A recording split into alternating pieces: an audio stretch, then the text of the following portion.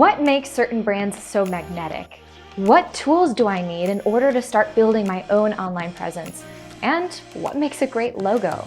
Hey brand stars, Kelly here, back to you with another brand tip video. I'm answering these questions and so much more because in this video, I'm walking you through the foundation of how to build an online brand with the X factor so that you can build on it with success for years to come. Before we get started, pause this video and download my free workbook that goes along with this video. And be sure to listen for the key takeaways that you do not want to miss. All right, don't worry, I'm not going anywhere, so pause this video and we are about to think outside the box.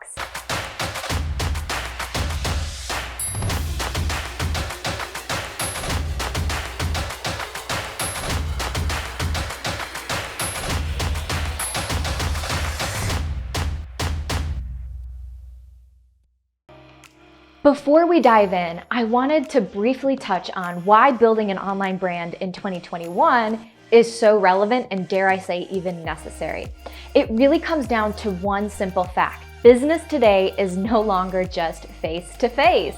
So folks, you have the opportunity to grow a uniquely positioned brand online because we not only know that that's where business is today, but it's also where it's headed tomorrow. All right, so now that we've established that now is the perfect time to build your online brand, where do we start? Let's dive in. Well, in the scientific method, you can't create a solution unless you first create the observations and a hypothesis. And your brand shouldn't start any other way. Just like the scientific method, there is a proven methodology to branding, and I've simplified it in 4 steps to help you get started in this video. So the first step is to define.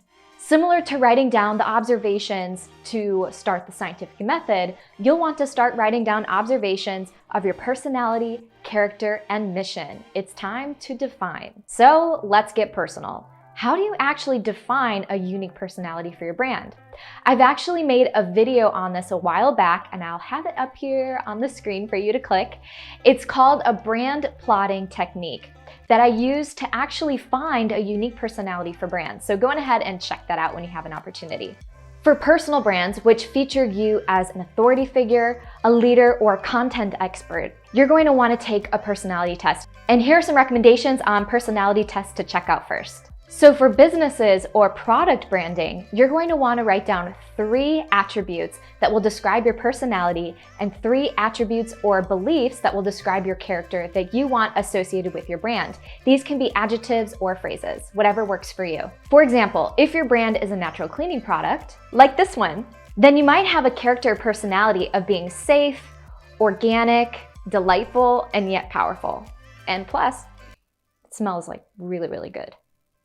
The next thing that you're going to want to define is your mission.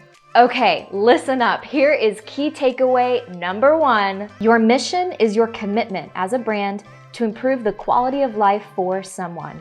Every brand has a reason to exist, and this is your time to explore that reason, which will lay the foundation later for your brand's emotional and motivational triggers. For example, my company, Bed Your Brand Box, has the mission to create and inspire outside-the-box brands for people and businesses through magnetic visuals and clear messaging. Okay, now your turn. What exactly gives your brand clarity and purpose? Take some time, pause this video to explore that in the workbook. All right, so now that you've explored your personality, your mission, and your goals, you're ready to move on to step number 2, which is align.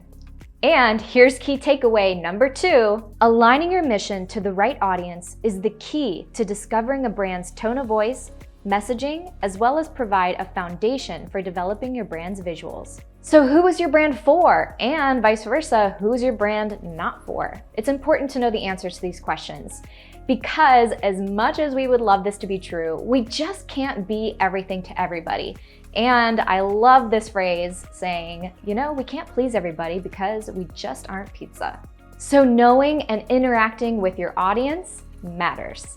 So let's go back to the Myers cleaning product. By interacting with the Myers brand online and in person, we can gather that their audience values cleanliness, obviously. Their audience really values the environment and health. And they really want the joy of cleaning to come through, which is why it smells so good and they infuse essential oils in the product. We can also denote that their audience will pay a little bit extra for a novelty item. This is important because this has positioned Meyer's brand to be a specialty item, and that appeals to their specific audience. Now take some time to describe your audience. Who do you want to speak to? Who do you want to work with? And vice versa, who do you not want to speak to or work with? And most importantly, write down what you believe your audience values. You are now rocking and rolling because you have a foundation of your brand's personality and character, even your mission. You know a little bit more about your audience and what they value. So we can move into step number 3, which is design. But I have a little PSA first before we get into design. Do not jump into design first. Unless you want to be in an endless cycle of rebranding, it's so important to make sure that you're building the foundation before you head into design. You wouldn't go on a plane and not know where it's going. That's just insane. Oh, ladies and gentlemen, it is my absolute pleasure being on this flight with you today. I've just spoken with the captain, and it seems we don't have a destination in mind and may run out of gas as we circle. But if there's anything I can do to make your trip a little more comfortable, please don't hesitate to ask. Sorry, I had to. Set the destination for your brand first. All right, the PSA is over. Let's go into design. And here is my key takeaway number 3. Your brand's personality should be expressed visually. Let's reference those character and personality attributes from section 1. Did you describe a brand that's more exciting and bold, or did you describe a brand that's more calm, sophisticated, and refined? Those traits directly translate into a visual intensity. Okay, what do I mean by that? The bolder your brand is, the more energy you're going to put behind the brand. The brighter the colors, the bolder the messaging, the more adventure in the imagery, and vice versa, the calmer your brand is, we're going to tone it down a little bit. You're going to make the brand a little bit more comfortable, a little bit calmer and muted, maybe more sophisticated and refined. So let's look at some brand examples. I have the Kind bar and the RX bar. Both are in the same market, which is better for you protein bar and snacks, but they took 2 very different brand approaches and have 2 very different audiences. So let's take a look at the Kind bar first. They're bold, colorful, friendly. They market that they have heart-healthy ingredients, and they even have this motivational and inspirational tagline on the back that says, "Do the kind thing for your body, your taste buds, and your world." So the Kind bar took an approach of being a little bit bolder, but very vibrant, colorful, and friendly. All right, now let's look at the RX bar. The RX bar wanted to talk about being clean, and their tagline is "No BS." And that's the exact visual approach that they translated into their brand. So you'll see it's a lot more muted of colors. It's not as in your face. It's not as friendly. It's a little bit more modern to communicate simplicity and cleanliness. And even their logo has a very simple and modern approach to it. So 2 very successful brands with 2 very different brand and audience approaches. But my question is, which tastes better? We're gonna go a little bit deeper into design and make sure that you reference the workbook.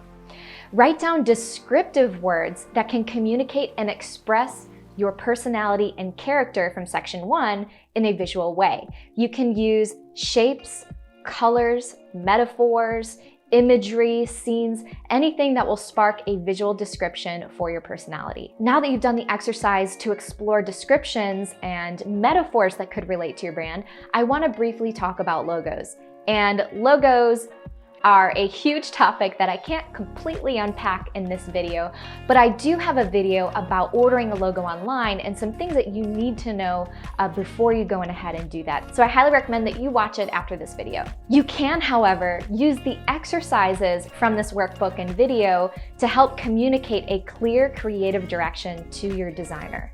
And this will lay a consistent and clear visual direction for all of your brand visuals moving forward. Now that we briefly talked about how to get your design off the ground, I wanted to run through a design checklist, which are design assets that you literally need for your brand. In addition to the logo and all of its necessary formats, vector, PNG, horizontal, vertical, solid, reverse, you also need brand guidelines book. And this will showcase your brand's mission, your personality, style regulations for your logo, how to use the different variations, font and typography styling, and you'll also need what I call a section called Brand in Action. And it's exactly what it sounds like. It's a mock-up of what your brand and style will look like when it's in action online. So a mock-up of your social profiles or posts, a mock-up of your website or landing page, or even if it's relevant, product packaging. And one other thing that I want to talk about for personal brands specifically is a photography reference page. You can work with your designer, a brand consultant, a photographer, or even just do it yourself. And that's what I wanted to walk you through. So a brand reference sheet is really collecting portraits that are relevant and express your personality that you like. And what specifically is about these portraits that you like? Is it the color palette? Is it a portrait that's in action, or is it static? Is it the outfit? Is it an expression that they're portraying? Whatever it is, write it down and keep these references. You're going to want to use this later as you start taking photos that will express your personal brand. All right, and there's one more component to setting up your brand design for success, and that is the iconic brand element. And I have to bring up Mel Robbins for this because she has done it so amazingly. But Mel Robbins built her personal brand around one very iconic feature, her glasses. And everybody loves her for it because it really showcases her personality in a fun and approachable way. You go, Mel. I could talk about design forever. And if you want to go deeper, make sure that you subscribe so that you don't miss out on my other design tip videos. But we're going to move into the last section that I can't wait to get into, which is online. There's really a lot to building an online presence, and more than I can get into this video. But for purpose of this video, I wanted to showcase how to get started building your online presence once you've done the foundational homework. Do you remember section 2 when we talked about your audience? Let's go reference that, because it's time to learn where your audience is online. Are they in a particular social media channel? Are they listening to podcasts? Are they watching YouTube? Are they commenting on LinkedIn articles? Now go back to the workbook and check the list. I want you to mark down 2 channels that you believe your audience is active the most. Remember when I said that we can't be everything to everybody?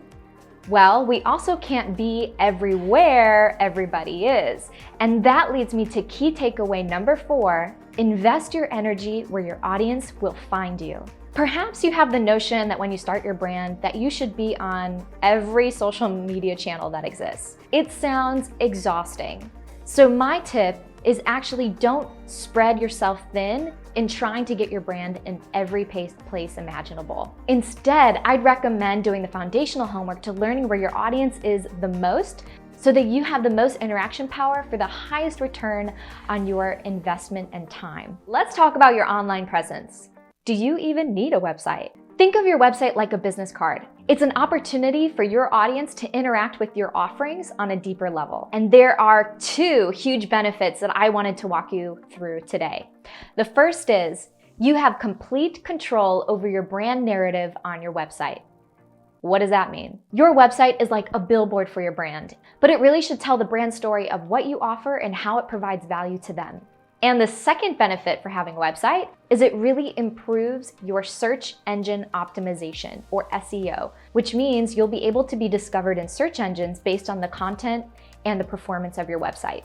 Okay, now SEO is a monster of a topic, and I can't get into it too much in this video, but I will answer one really common question. If I have a website, then why do I need to be investing time into these other platforms? Makes sense, right? Well, in order to answer this question, I have an analogy about dating. If you want to meet somebody worthwhile, you're going to have to leave the house and introduce yourself to people, unless you want to marry the FedEx person or mail person that comes to your house. And the same thing applies to your website. You have to go out and meet where your audience is in order to have an introduction to help drive traffic to your website.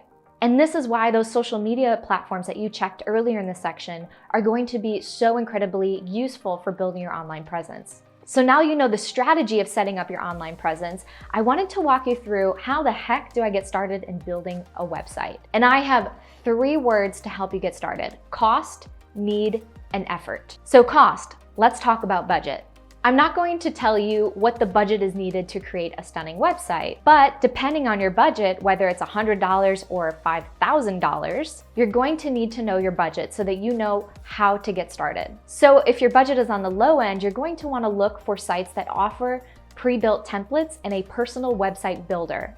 But if you have a larger budget and you can actually hire a talented web designer, then they're going to most likely be building your site on a more customized platform to create a more unique brand experience for your visitors. And this brings me to deciding on what your need is based on your budget. Do you need a pre-built template website, or are you able to do customization with a web designer? And that leads me to the last point, which is effort. After the site is live, there are so many businesses and personal brands that forget about management. Your site is going to need to be managed. I recommend at least a monthly basis to check in and making sure the performance and content is functional. So are you going to be managing it yourself or a monthly managed support package? Those are some important tips to keep in mind when you're researching for the right platform for you. Okay, so by now you've probably noticed that the 4 steps in this branding methodology actually rhyme. Let's review them together.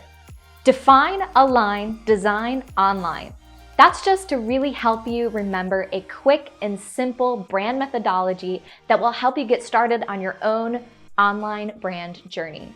If you're using this workbook to get started, I would love to hear from you. And if you have a successful online presence, please share with all of us. We would love to see it. So what are you waiting for? Turn off this video and go get your new online brand started. Thanks for watching, and until next time, be bold, be brave, and be you.